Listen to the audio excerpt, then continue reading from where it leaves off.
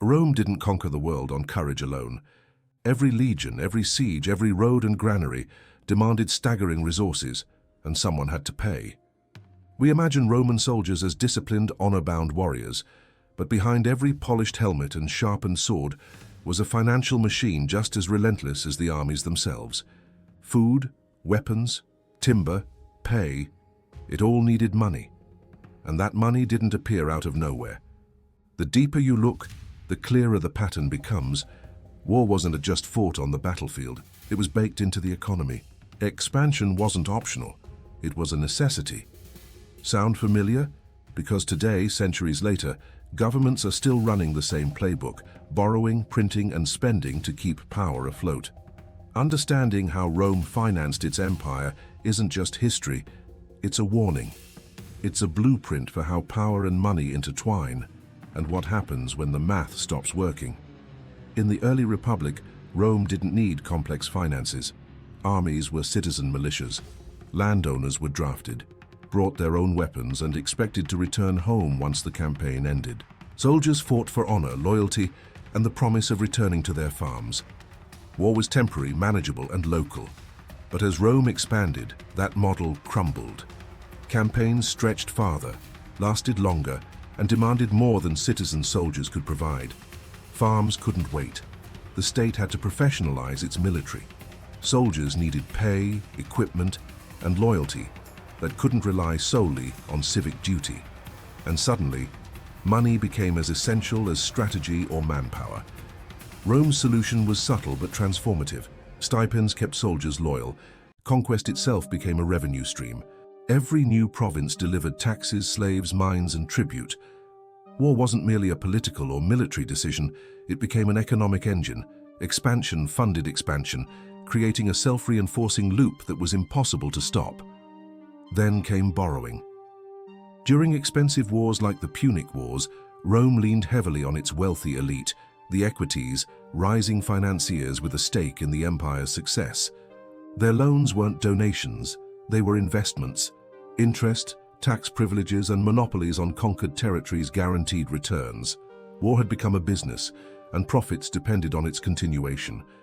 Generals rose in power by promising spoils. Senators became shareholders in violence. Private contractors, the publicani, handled logistics, taxes, and infrastructure, taking their cut along the way. The Republic's early economic choices reshaped Rome's entire structure.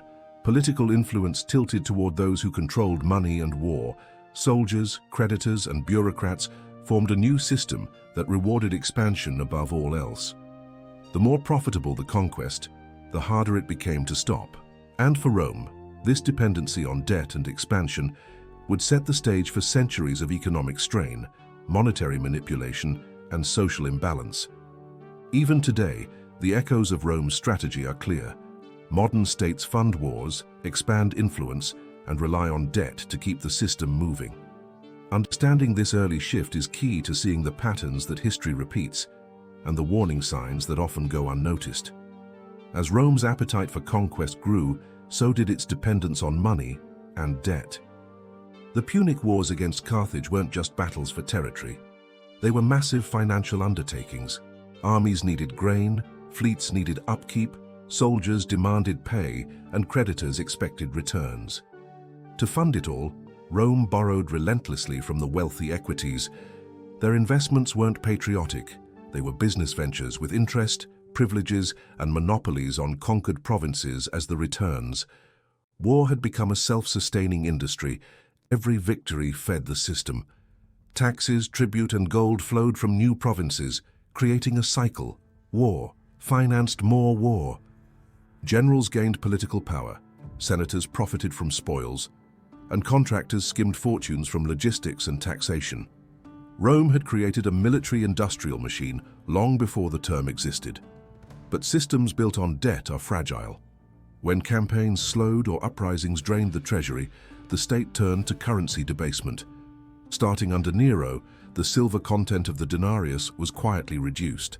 Subsequent emperors followed suit, slowly transforming Rome's once reliable money into a fragile promise. Inflation crept in, subtle at first, then devastating. Confidence eroded, and ordinary citizens bore the brunt. Taxes paid in debased coins, forced labor, and conscription left the lower classes overburdened, while senators and equities protected their wealth in land, slaves, and foreign assets.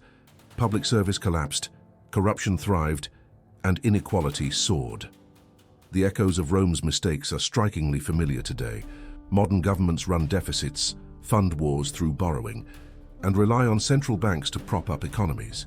Defense contracts enrich a few, while ordinary citizens pay in higher costs and diminished purchasing power. Debt becomes the default, expansion becomes necessary, and the system feeds itself until cracks appear. Rome didn't fail because of a breached wall. It failed because its economic foundations buckled. Currency weakened, trust evaporated, and social cohesion crumbled. Bread and circuses kept the masses distracted, while elites fortified their wealth. Expansion had once been Rome's lifeblood. Now it was an anchor dragging the state toward crisis. The lesson is clear. Understanding the mechanics of money, debt, and power isn't just history. It's a survival skill. If you see the pattern, you can prepare, protect, and make choices outside the system's pressures.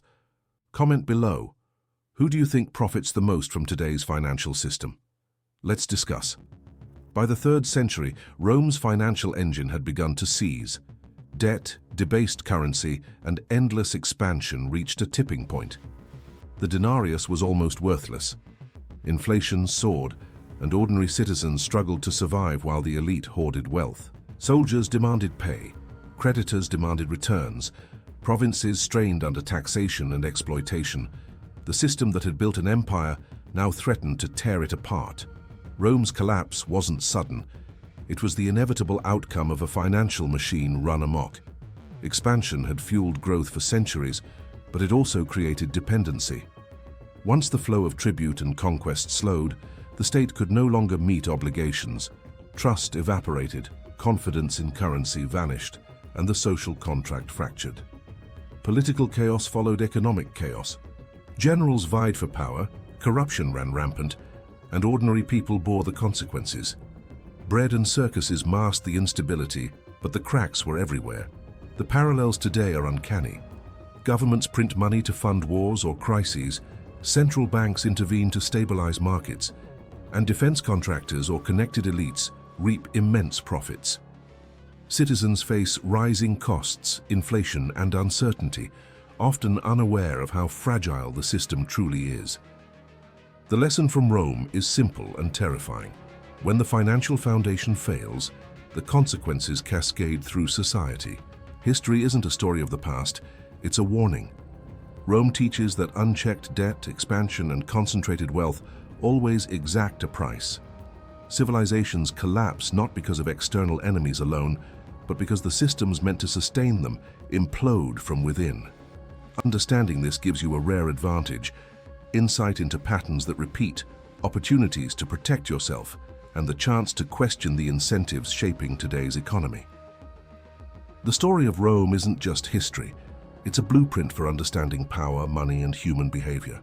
When expansion slows, debt piles up, and trust erodes, the consequences ripple through every level of society.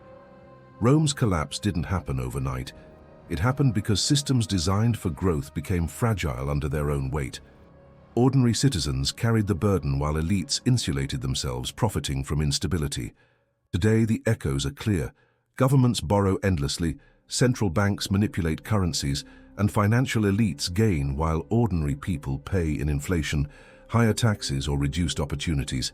Wars, crises, and stimulus programs are often funded by debt, just as Rome funded its legions. The lessons are stark. Unchecked spending, reliance on debt, and concentrated power always create risk. And those who understand the system can prepare, adapt, and protect themselves. Financial literacy isn't just about budgeting or investing. It's about seeing the mechanisms behind the headlines, understanding incentives, and recognizing patterns that repeat across centuries. Rome shows that when the math stops adding up, the consequences are unavoidable. But if you notice the warning signs, you can take steps to secure real wealth, tangible assets, skills, knowledge, and resilience that aren't dependent on a system built to fail. So when the news reports rising deficits, inflation or new wars, don't panic. Look closer. Follow the money. Ask who benefits, who bears the cost, and what lessons history whispers. If this gave you a new perspective, hit subscribe and join a journey through history, because understanding the past is the only way to survive the future.